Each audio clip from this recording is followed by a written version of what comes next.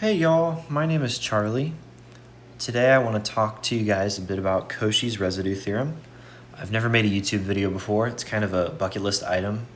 I figured I'm about to go off to college, so here's one last hurrah thing I can do before I go. Wanted to make a YouTube video, and I figured what better thing to talk about than one of my favorite theorems in all of mathematics.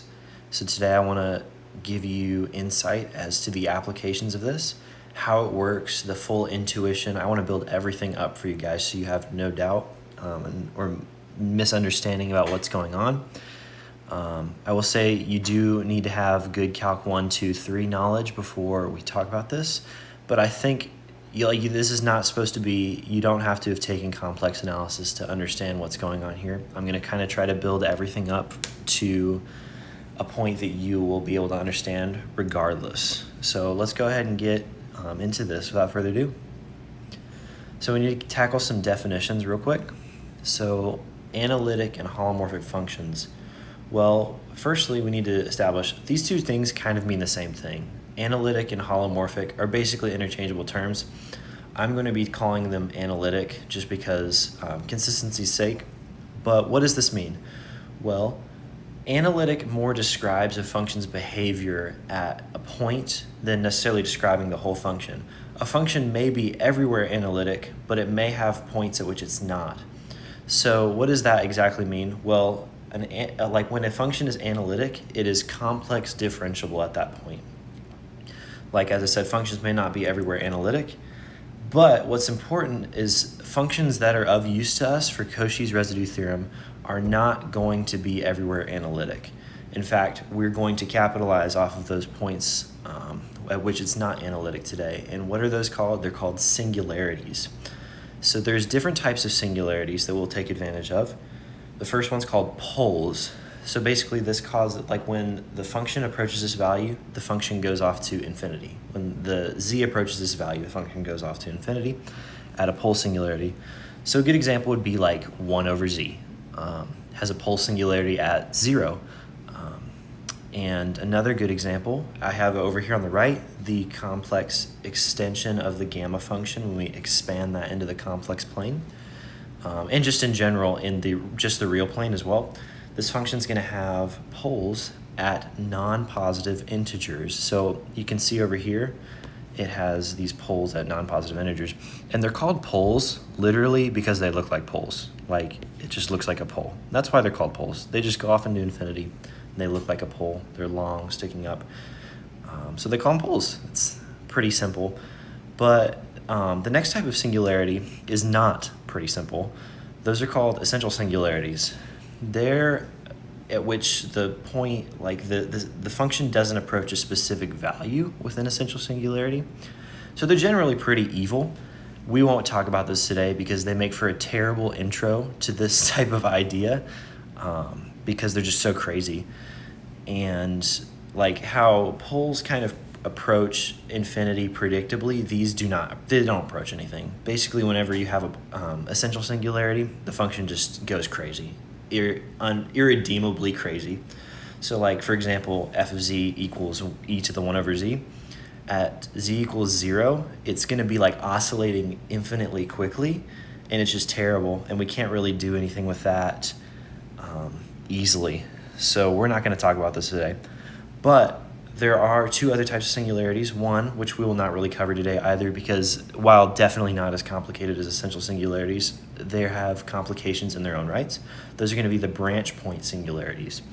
So an example of a branch point singularity would be natural log of z at z equals 0 has a logarithmic branch singularity. Those are going to be pretty complicated to deal with, especially for contour integrals, which is kind of one of our major applications. So we won't really touch on those today in this kind of intro idea.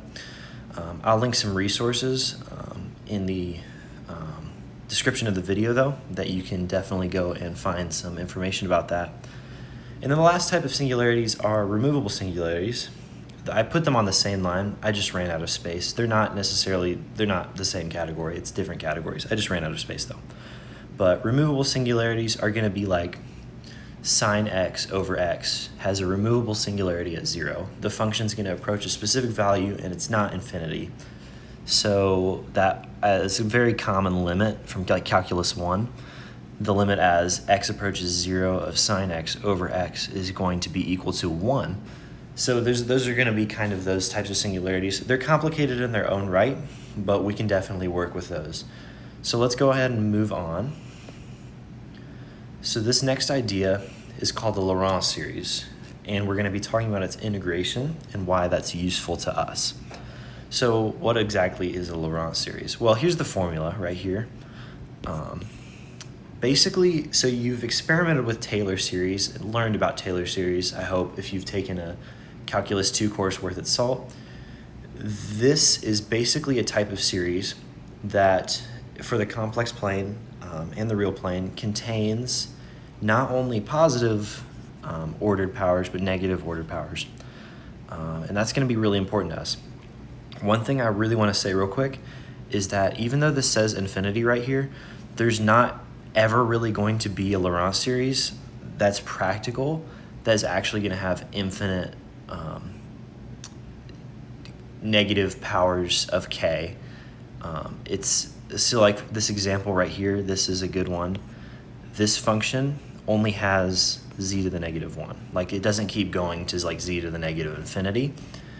There's only going to be a limited amount of those, typically depending on the order of the singularity. So like that singularity z only has a value like z to the 1, negative 1. So that basically you got the two parts. This part right here is called the principal part with the negative powers.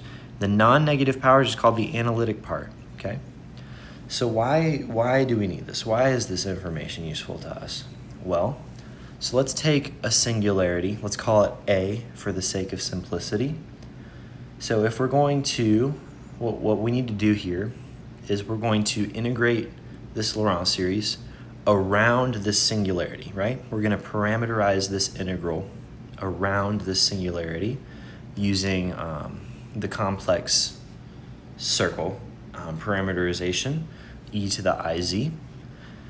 Basically what that's going to actually cause is some very interesting stuff, where for every power except for 1, that integral is going to go away and actually be annihilated by the integration process. And that is because we are parameterizing it and integrating it from 0 to 2 pi on that e to the iz, which is just going to evaluate to 0 because it's just a closed contour, closed line integral in the complex plane. However, there is one specific case for which this doesn't go away, and this is going to be very important. That is for k is equal to negative 1. Let's take a look at what happens there.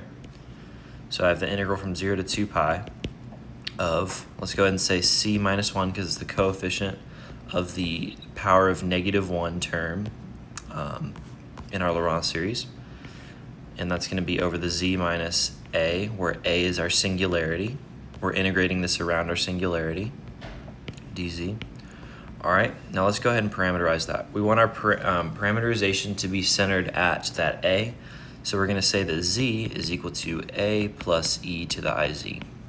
Then dz, actually we're going to use theta. dz is going to be equal to I e to the I theta, d theta. Okay, so now we're integrating from 0 to 2 pi, c minus 1 over e to the I theta, and then I e to the I theta d theta. That's interesting because those are going to cancel. So this is no longer going to be a periodic integral or function that we're integrating. And that's just going to evaluate to c times 2 pi I. Is our answer. And so that's very important because this term right here on the left, the c minus 1 coefficient, is going to be called the residue. So basically what we've arrived at is the line integral around a singularity is going to evaluate to 2 pi I times the residue of f, as we'll write it, at singularity a, right? That's going to be really important to us when it comes to the residue theorem later on. So now, most of the time we're not going to have a nice Laurent series to integrate or to pull that c minus 1 term from, which would give us our residue. So what we need to do is we need to use a formula and I'm going to go ahead and derive this formula for you. This formula is going to work a lot better than trying to find your Laurent expansion for a function and then pulling that c-1 coefficient from it. So let's go ahead and derive that, right? So what do we have to start with? Well, we know we're writing f of z is going to be equal to some c sub m over z minus a, if we're centering this at singularity a, plus cm minus 1 over z minus a to the m minus 1, so on and so forth, all the way up to that c minus 1 over z minus a, plus it keeps going forever. You get the idea? So if we're trying to just isolate, and let the record show that this is not our specific Laurent series. This is a generalization that we're just using to derive this expression. So if we're trying to isolate the c-1 term, the residue, what's the best way to do this? Well, firstly, let's establish that we're taking a limit. We're going to take the limit as z approaches a of this whole thing. And that is going to basically kill any term that contains a z minus a, because a minus a is going to be 0. But we can't do anything with that right now because we're going to have problems with these terms to the left where we have negative powers. So what we need to do is let's go ahead and multiply both sides by z minus a to the m. And that's going to give us c sub m plus cm minus 1 times z minus a plus all the way up to c minus 1 times z minus a to the m minus 1, so on and so forth. So now we've still got that limit over here. What is our best way to isolate that singularity, or this c-1 coefficient? Well, we're just going to take derivatives, because that's going to kill this and this and this and everything all the way up to this. We're going to take the m-1 derivative. So basically, that will look something like this: dm-1 over dzm-1 of z minus a to the m f of z. That's going to be equal to c-1, and when we're taking repeated derivatives, we're going to have m-1 factorial, because remember, if we have x to like the third, we take the derivative of that, we got 3x squared, and then we got 3 times 2 times x, and then we got 3 times 2 times 1. So we've got that factorial term in there, times that c-1 plus, and we've got our other coefficients. But when we have this limit as z approaches a, as I said earlier, that's going to kill all of them. So those are going to go away. So now we've just got this basically isolated. So now what do? We just divide this over. The limit as z approaches a of 1 over m-1 factorial times dm-1 over dzm-1 derivative, m-1 derivative of z minus a to the m times that f of z is going to be equal to that c-1, which is going to be equal to the residue of f at singularity a. And that's going to be really important, because that's what this formula up here is. That's going to be our best way of finding our residues at singularities of functions. And so another way, this is especially the term for the formula for when we have higher ordered poles. But for example, if I just have like a singularity at like 1 over z, that pole has an order of 1.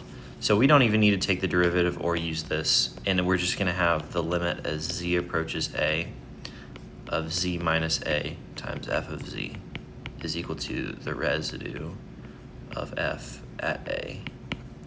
And that's for simple poles when we don't have those higher order singularities, or the higher order poles.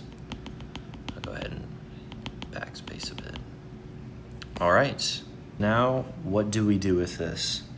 Well, Stokes theorem, where? Well, actually it kind of is more in line with Green's theorem, just because it's in 2 dimensions. I think most mathematicians generally call it Stokes though, because it's in the complex plane from what I've seen, but we can think of it very, very similar to Green's theorem. So let's recall Stokes' theorem. What is that going to say? Green's theorem. If I have some curve, let's pretend this is not a perfect circle-looking thing, and it's some wackadoodle contour or whatever. It doesn't really matter. The intuition of Stokes' theorem essentially says that if I do this line integral, in this line integral, in this line integral, in this line integral, and this all this, and I do these all in the same orientation all the way out, all the way out, all the way out, every inside term is going to cancel. Because remember, if I have this line integral, and I split it like this, and I evaluate this one, and then I evaluate this one, these insides cancel, leaving just that outside portion of that line integral. So basically, if I evaluate all of these line integrals and I sum them all up, then that's just going to leave me with this outside line integral.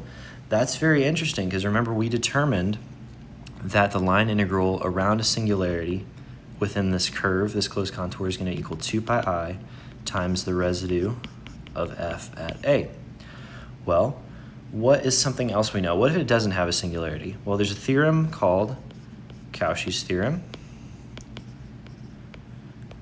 And that says basically that this integral, this line integral around some non-singular point is going to equal 0. So basically, what does that tell us? This line integral in this complex plane around this closed contour is going to essentially equal 2 pi I times the sum of the residues of f at various singular points within the inside of it. That is our residue theorem, as we can see right here. That is Cauchy's residue theorem. That is the central idea I'm trying to get at today. So now we can take this and look at it. What's one thing, obvious corollary that flows from that is Cauchy's integral theorem, which states that essentially if there's no enclosed singularities, the contour integral, the line integral evaluated around the outside is equal to 0, which perfectly follows because we know that the line integral around all those non-singular points is equal to 0, and we sum all zeros up, we get 0. So that is our very interesting idea that we've arrived at, Cauchy's residue theorem. So before we start some applications, I do want to hit on one more idea. So this is called Jordan's lemma. It's actually not the most rigorous variation of Jordan's lemma, and the proof of it is not exactly the same as what you usually see. Most of the time you'd see it as it relates to Fourier transform, but because it would include that exponential term. However, for our purposes today, it's simpler just to evaluate it in this kind of less rigorous mathematical way. I more want to present the intuition to you guys rather than to prove it, just so you guys understand it. So forgive me if this is not the most rigorous and academic of proofs, if you will. But so let's say we have a semicircle in the contour. That was terrible. I'm sorry. Semicircle in this complex plane. Still not great, but we'll work with it. If I have this parameterized line integral, f of r e to the I theta times r e to the I theta, right? Because that's going to be our integral of f of gamma times f prime of gamma, or times the gamma prime. That's typical for our line integral form, like standard line integral formula. If I have that, it's going to equal 0. The contribution around the semicircle line integral in the complex plane is going to go to 0 as r, the radius of said semicircle, goes to infinity. So how does that kind of work, right? Well, one important thing to note is that the function, in order for the integral to converge anyways, especially for contour integration and things like that, if the integral is going to converge, remember from Calculus 2, we've got the dreaded series convergence proofs. We've got the p-series, which basically says that for a series to converge, if it has a power in the denominator greater than 1, not equal to, greater than 1, then it will converge. And in the same way, the integral convergence test, if the integral converges, the power series converges. We can link those two ideas here. So basically, all we need to say is that in this function, if we're replacing that z with an r e to the I theta, the r has to have a power in it greater than 1 in the denominator. So that's essentially going to mean, let's say we're going to have a power of r in the numerator and then r to the 1 plus epsilon, where epsilon is just some non-zero number greater than 0, but not equal to 0. So if we take this limit as r approaches infinity, obviously this is going to go to 0 because, I'm sorry, not infinity, 0, because the denominator is going to be greater than the numerator. So basically, this is kind of the intuition behind why this part will go to 0. But you'll see this in a second and how we apply it and why it's so important and why it saves us so much time to prove this as a generality rather than proving it in every single case.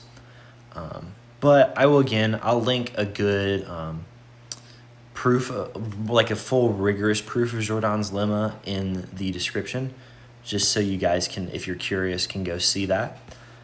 And so now we're going to take what we've learned and we're going to go ahead and head on into some examples. So today's applications, well, what is the first thing I want to do? I want to evaluate some real integrals with you guys using contour integration. That's a great solid application of this, especially for functions with no antiderivative. That is going to be a fantastic application for infinitely bounded integrals or even some periodic integrals, as I'll show you later. And then inverse Laplace transforms, because you guys probably, if you've taken a differential equations class, maybe not if you're limited to just calculus 3 knowledge, you will remember the Laplace transform formula and how it's an integral from 0 to infinity of f of z times e to the negative st. And the inverse Laplace transform is not necessarily taught in those classes because you need this. This is the idea of a contour integral being applied in Cauchy's residue theorem being applied to invert that Laplace transform. So let's go ahead and do some examples of real integrals first, and then we'll get into that, and I'll further explain the inverse Laplace transforms later. Oh, this is one we all know, right? Because that's just the derivative of arctangent, arctan x, right? So this function does have a real antiderivative or regular antiderivative, or it has an antiderivative that we know, it's common. So if I evaluate this from negative infinity to infinity, that's going to be pi over 2 minus negative pi over 2, which is going to equal pi, So that's going to be our answer. That's what we're looking for, just to verify. That's a good starting point because we know that. That's a calculus 1 result right there. So we can go ahead and apply that knowledge just to reference and fact check with what we're doing. But so what are we going to do? Okay. First, let's find our singularities. Okay. So when we're finding our singularities, we're going to go ahead and find x minus I, x plus I. So that's going to have singularities at x plus I and x minus I. That's going to be points where there are pole singularities. Function is going to shoot off into infinity. Okay, so let's go ahead, and what we're going to do is the famous part of contour integration, obviously, is constructing a contour for your line integral to go around. So what do we need to do? Well, first we want to think about what are we trying to do. So we've got the real plane, or real axis and the imaginary axis on our complex plane. Well, we're trying to evaluate the real integral from negative infinity to infinity of this function. So we can go ahead and actually just draw this as a line, because what we're going to do is we're going to parameterize this integral and evaluate it along this closed line integral in the complex plane. But we're going to go ahead and evaluate that from negative infinity to infinity. And then what we want to do is we want it to be closed. So we're just going to make it a semicircle, because the semicircle is pretty much the simplest curved shape you can make if you're just wanting to connect these 2 points. It's the simplest curve shape you can make to evaluate this line integral across, but we won't even have to because of things I've showed you earlier, which I will remind you of in a sec. So we've got our contour now. What is this going to accomplish? It's going to accomplish evaluating our real line integral, so we can figure out what our real integral is, and it's going to connect it all back, and then we're going to glean information about this line integral using Cauchy's residue theorem from the contained singularities, okay? So we know that this function has 2 singularities, right? However, only one of these singularities is actually going to be relevant because only one is going to be contained within this contour, and that is going to be positive I. Let's just say it's like somewhere along here, even though this acts like this the radius goes to infinity. We're just going to write it here. This is not a proportional scale, but let's go ahead and write our real singularity right there. I'm sorry, it's an imaginary singularity, but we've got our singularity that's contained within the curve. So let's go ahead and apply the residue theorem, okay? So we're going to find the residue, limit as z approaches that positive I of z minus I times 1 over z plus I times z minus I. And typically when we have functions, complex functions, we like to write z's instead of x's, so you don't have to, but that's just something I do. So those are going to cancel, obviously. So our residue of f at I is going to be equal to 1 over 2I. Okay, well, what does this give us, okay? So we know through Cauchy's residue theorem that the whole of the line integral is going to equal 2 pi I times that. So that's going to equal pi, okay? Let's hold on to that knowledge. What is our line integral? So we've got that integral from negative r to r, the limit as that r approaches infinity, of our function f plus that line integral around our curve gamma 1. We're going to call this semicircle gamma 1, by the way, for simplicity's sake, is going to be equal to the sum, 2 pi I times the sum of the contained singularities by the residue theorem, which is going to be equal to pi. Well, what is something that we do know already? Well, this curve is actually, when we go back here and we've parameterized our curve, it's that. This is what our curve will look like. And we know that this goes to 0 as r goes to infinity, which it does in this case. Our radius is going to infinity. So that's going to be 0. So now we know that the integral from negative infinity to infinity of that 1 over x squared plus 1 dx is going to be equal to pi. That is the simplest application of the residue theorem with this nice integral. And so now let's go ahead and do another good example. This is a really nice example because it applies what we've already applied, kind of keeping similar bases at the same time, and it applies a new little trick that I'll show you guys. So what we're going to do, we're going to do the same deal, same contour, right? Because we want our line integral, parameterized line integral from negative infinity to infinity. And we want to connect that back with our closed contour. Okay? Let's go ahead and write that. What are we trying to do? That contour integral of z times sine z over z squared plus 1 dz. What can we do with this to make it easier, however? Well, what do we know from complex analysis, a common result that perhaps you may not have seen in Calculus 3? That is Euler's formula. You've definitely probably seen this in pre-calculus, but I'm sure most of you have probably been out of that class for a few years. So let's go ahead and write it out for you. E to the iz is going to be equal to cosine z plus I times the sine of z. All right? So what can we do to make this integration simpler? Well, we can replace sine z with e to the iz, z squared plus 1. Well, why can we do that? That's weird. Why can we do that? Well, the reason we can do that is because when we do that, what we're going to be producing is the result of the integral of z times cosine z over z squared plus 1 plus the integral of I times z times sine z over z squared plus 1. So at the end, what we can just do is we can just take the imaginary part of our result, and that's going to yield our answer.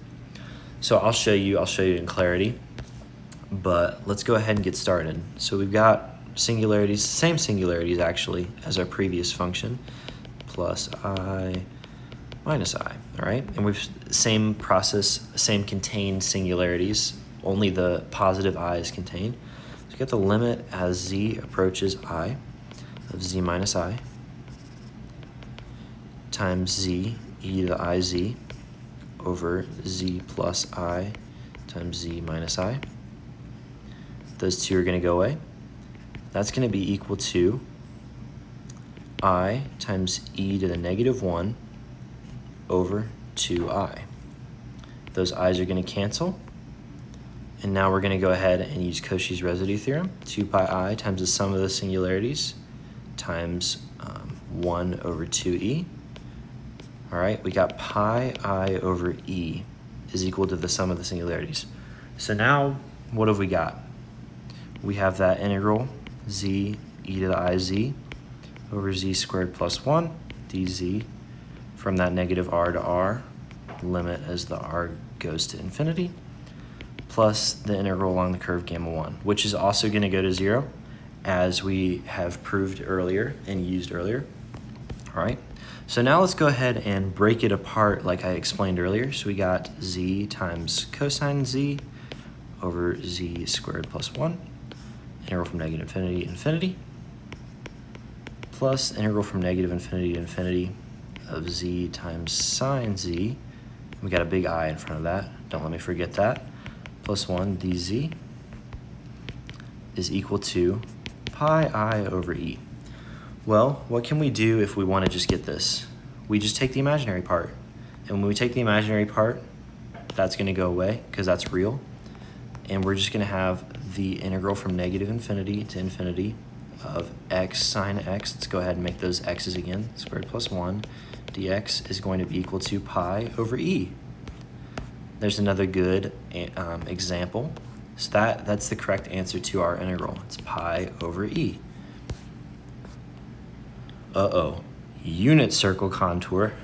So this is very different from our previous example in the sense of what we're doing. So for periodic functions, it's that makes the curve simple if we just integrate it over a unit circle. This is going to involve less concepts and more just like straight algebra. And it's not necessarily super fun to do most of the time, but we can work with this. So we can't, in this case, directly replace that cosine with the e to the iz and then take the real part later because it's going to be a huge pain in the rear if we try to do that. But what we can do is, remember, I'll go ahead and write Euler's formula again up here. Goes z plus I sine z. Well, using properties of cosine and sine, we've also got e to the negative iz is equal to cosine of z minus I sine of z. So if we add those two together, right, we're going to have e to the iz plus e to the negative iz is going to be equal to 2 cosine of z. So cosine of z is equal to e to the iz plus e to the negative iz over 2. So let's go ahead and actually write that in here. We got 1 over e to the iz. I'm going to keep it as theta for now, plus e to the negative I theta over 2 plus 2 d theta integral from 0 to 2 pi. So let's go ahead and multiply by 2 to make things a little bit simpler. E to the I theta plus e to the negative I theta plus 4. So our next step in the operation to make things simple is we're going to use a u substitution. I'm going to use z just because we're using complex functions and I like z's in case you can't tell. So z is equal to e to the I theta dz is equal to I e to the I theta. All right, so dz is going to be equal to I over z, or dz over iz is going to be equal to I or d theta, right? Because that is just that right there. So now let's go ahead and write that in. So you got 2 times 2 over iz times z plus 1 over z plus 4. Okay. Let's go ahead and multiply that out. I'm actually going to go ahead and move that I to the top. So we got negative I times 2 over z. Because remember that 1 over I is I to the negative 1, obviously, which is going to be the same thing as I cubed over I to the 4th, which is equal to negative I over 1. So we can just write it like that. Z squared plus 1 plus 4z. So now, typically the best way to do this at this point, because we're trying to find our singularities after all, is to probably just go ahead and use the quadratic formula, which I happen to have the answers on hand already. So, 2i over z plus 2 minus root 3, and then z plus 2 plus root 3. So we've got singularities at negative 2 plus or minus root 3. Well, looking at our unit circle contour, which I haven't drawn,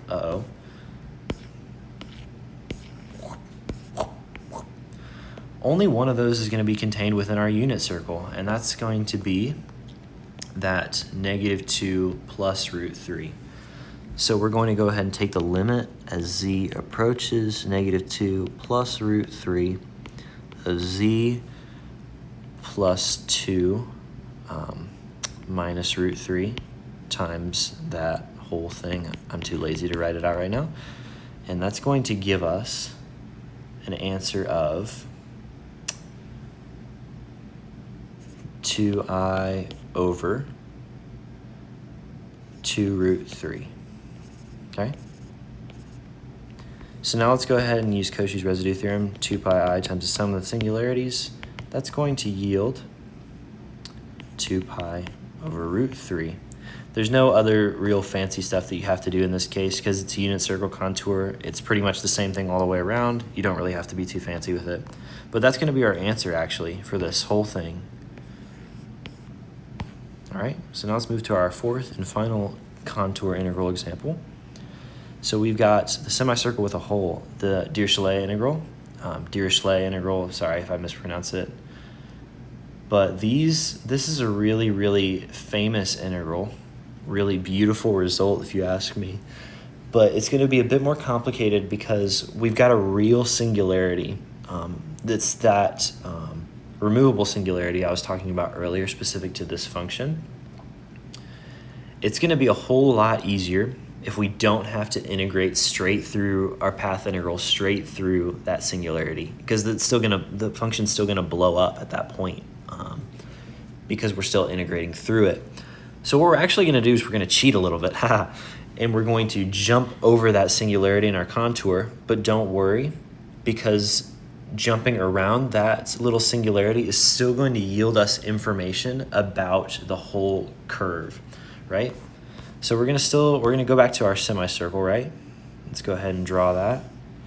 And we want this whole real integral from negative infinity to infinity, but we don't want to touch that. So we're just going to hop over it, right? We're just going to hop over it, and we're going to save that problem for later. Deal with it, push it down the road, all right? So now let's go ahead and write out everything that's going on. This is probably the most involved case that I'm going to talk about today, and that's going to show the integral of, I'm just going to write this as the integral, but it's this, the integral of that.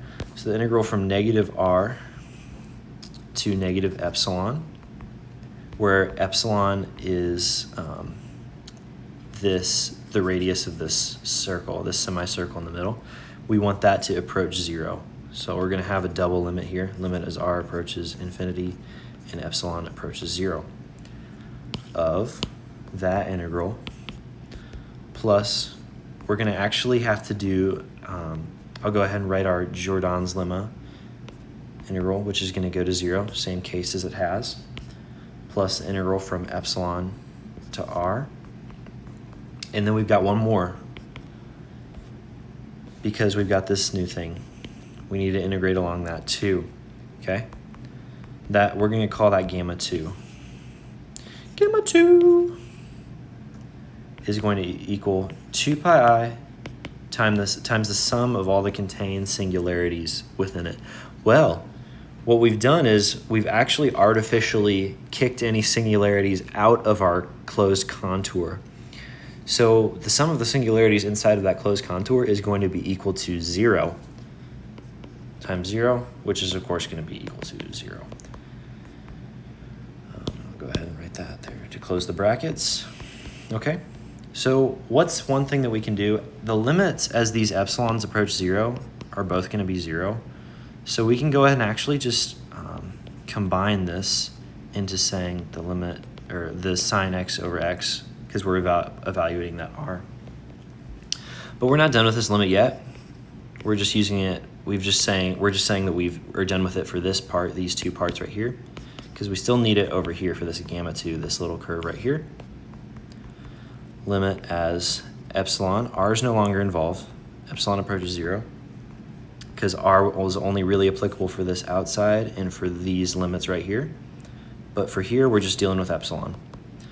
That limit as epsilon approaches 0 of, we're going to go ahead and parameterize this curve, pi to 0. Some people will parameterize it differently, so they can go from 0 to pi or from pi to 2 pi. But I find this works simplest because we're just hopping backwards. So we'll go ahead and do that. Well, what's our function? Here is where we can and will use Euler's formula once again.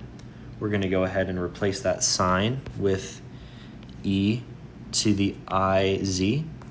But we're going to hop over here real quick, and I'm going to parameterize z is equal to epsilon, that is the radius of our circle, times e to the I theta. Because remember, e to the I theta is going to have a magnitude that's equal to 1. So if we want to scale our circle, it's got to have that scalar in front of it, that epsilon. So dz is therefore going to be equal to I epsilon e to the I theta, d theta. Okay, so we got I times epsilon e to the I theta over epsilon e to the I theta times I epsilon e to the I theta d theta. Okay, that's pretty involved, but luckily these are going to cancel. Okay, so now we've got this limit as epsilon approaches 0, integral from pi to 0 e to the I epsilon e to the I theta times I d theta. Well, if we can go ahead and actually just evaluate this limit now, which is going to make this numerator, or this power, go to 0. So that's going to become 1.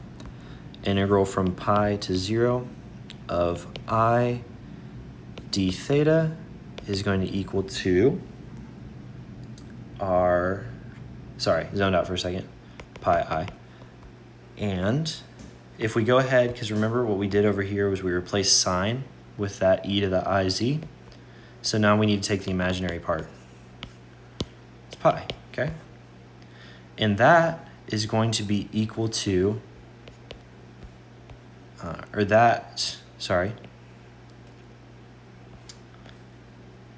it's actually negative pi I. I'm losing my mind today. Forgive me, I'm sorry. Negative pi. So we're going to have that integral from negative infinity to infinity of sine x over x dx minus pi is going to be equal to 0. Okay, well, what does that tell us? That our integral is equal to pi. So the integral from negative infinity to infinity of sine x over x is going to be equal to pi. However, that's not what we were asked for. We were asked for the integral from 0 to infinity of pi, or of sine of x over x. But this function is actually even, so we can just use the classic integral trick of dividing by 2. So if we divide the integral from negative infinity to infinity by 2, it's going to just be equal to the integral from 0 to infinity, which is equal to pi over 2. So that's our answer for this question, pi over 2. Okay. All right, now let's move on to Laplace transform and its inverse. I'm sure if you've taken a differential equations course, you're familiar with Laplace transform. But for those of us who aren't, it's a great way of solving differential equations in particular. There are other applications for it as well. But basically, we integrate our function into a new domain.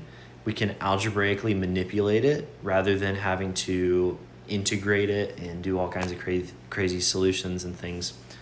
And then we can undo that using, typically you'd be given like known solutions, a table, and other things that will help you pull terms out, which will help you solve differential equations.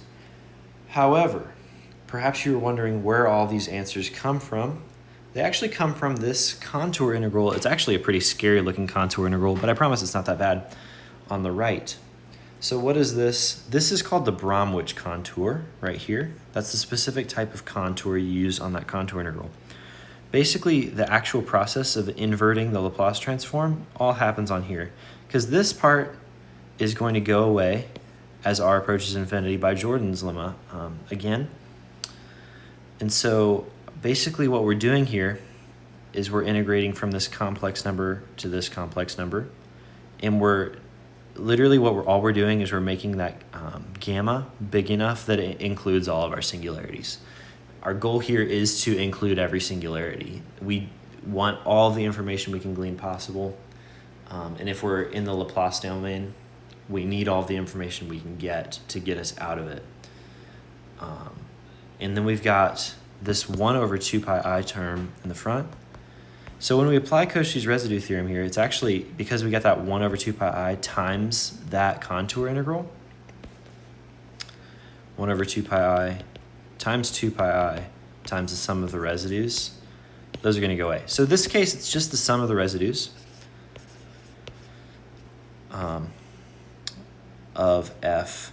But note that it's f of s, our function of s, times that e to the st. So we're going to go ahead and actually multiply that by e to the st at our different singularities. We'll say z-naughts, just because I like z-naughts.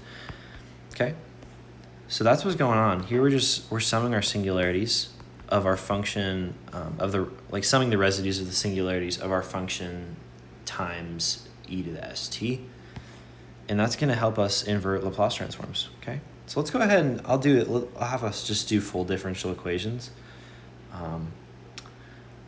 This is a pretty simple one, honestly. So if we just Laplace transform that, right, it's just going to be s times x of s minus 0 plus x of s is going to be equal to s plus 2. I'm just going to go ahead and write out the Laplace transforms of these functions because I'm sure you know how to do them. I'm sure anybody who's taking a Calculus 2 course can integrate by parts. It's not too bad. And so basically we've got xs is equal to 1 over s plus 1 times s plus 2 squared. Okay? Well, Charlie, you say, can't you just use partial fractions? Yes, but I don't want to. I want to make it simple on myself, and I hate partial fractions personally. So we're going to go ahead and use Cauchy's residue theorem to actually un-Laplace transform this. So we're going to have to sum the residues of our singularities here. So we got singularities at -1 and -2. This one actually has a non-zero power, non-zero order. So we're going to go ahead and be able to take advantage of the derivatives that I showed you earlier in that limit formula. But let's go ahead and just start with that e to the st, because we can't forget that e to the st term of the s plus 1 over s plus 2 squared, s plus 1, limit as that s approaches -1. Those will go away, okay? So we got e to the negative t over 1. So that's actually just going to be e to the negative t. Pretty nice right there. Okay, so that's our first singularity summed. So now we've got the limit as s approaches negative 2 times, because we've got that order of 2, what we're going to do is we're going to do 1 over n minus 1 factorial, which n minus 1 is 1. It's 1 factorial is just going to be 1, but I'll write it just because. First derivative, n minus 1 derivative, times that s plus 2 squared e to the st over s plus 2 squared times s plus 1. Sorry. All right. So now we can go ahead and cancel those. Let's take our derivative. We've got the limit as s approaches negative 2 of s plus 1 times t e to the st minus e to the st over s plus 1 squared, okay? Which that's going to come out to negative t e to the negative 2t minus e to the negative 2t. So now if we go ahead and sum all these terms up, we're going to get y, because we've inverse Laplace transformed this over here. And that's going to be y, right? Y is equal to, terrible equal sign, tragic, I'm sorry, e to the negative t minus t plus 1 times e to the negative 2t. That's our answer to that differential equation. And we've just used Cauchy's residue theorem to find that. And it saved us, frankly, a lot of time, especially if you don't like partial fractions, or especially as the functions get a lot more complicated. And then I've got one more example for you guys today. So example 2, I promise it's not as bad as it looks. This terrible looking differential equation, but you're going to see that it'll work out really nicely. I specifically cooked this one up to make it work out really nicely. So we were going to have that s cubed x sub s minus 1, because we've got that first derivative. Everything else is going to 0. I'm not writing it just because time's sake. This video is already really long. S squared times x sub s plus 3s xs plus xs is equal to 0. Laplace transform of 0 is just 0. All right, so let's go ahead and factor that x sub s out. We got s cubed plus 3s squared plus 3s plus 1 is equal to 1, because we're moving that 1 over here. Well, recall something else from pre-calc that most of my peers, and myself included, typically cast aside because we never want to see it again once we use it. Has a lot of applications. The Binomial Theorem, right? Which is going to just basically tell us that that is s plus 1 cubed, right? That's going to make it actually really, really nice to work with. So we've got that x sub s is equal to the 1 over s plus 1 cubed, okay? We're going to go ahead and inverse Laplace transform this whole thing. And that we can do, like, once again, by summing up the residues of singularities. In this case, we also have a derivative. This time it's going to be a second order derivative because our pole has a order of 3, right? And remember, just a reminder, I've emphasized this a lot, we don't need our 2 pi i's in this case because as per the formula that we're given over here, they cancel out. If you want a more in-depth explanation on that, by the way, I'll link another video in the description. I don't really have time to explain all of that. This video, again, is already really long. So I will go ahead and apply this Cauchy's residue theorem to this. We got the limit as s approaches that singularity at negative 1, 1 over 2 factorial, which is just 1 over 2. Second derivative with respect to s of s plus 1 cubed times e to the st. We got that e to the st exponential term. S plus 1 cubed. This is going to work out pretty nicely because that's just going to give us t squared e to the st times 1 over 2 and the limit as s approaches -1 of that is going to just give us 1/2 times t squared e to the -t. That's going to be our solution to that differential equation right there. So I told you it wasn't as bad as it looked. It wasn't even as bad as this one honestly was.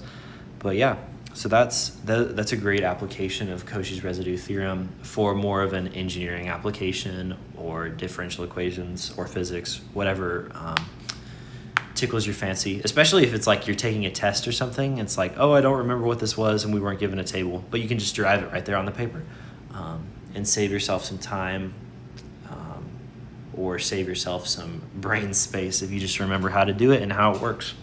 But yeah. All right, and thank you guys for listening so much. I'm sorry if I wasn't the best YouTube content creator, because again, this is my first YouTube video, but I appreciate you guys tuning in. I really hope you enjoyed. I love talking about these kind of things because I love looking around and see how math is such a beautiful thing. It's like God left us all these little Easter eggs to where we can get to understand and see the beauty of his creation. And I just love working with that, and I love looking around at that and seeing that and using that and understanding that and everything about it. But yeah, I appreciate you guys listening, and I appreciate your time. All right, thank you very much.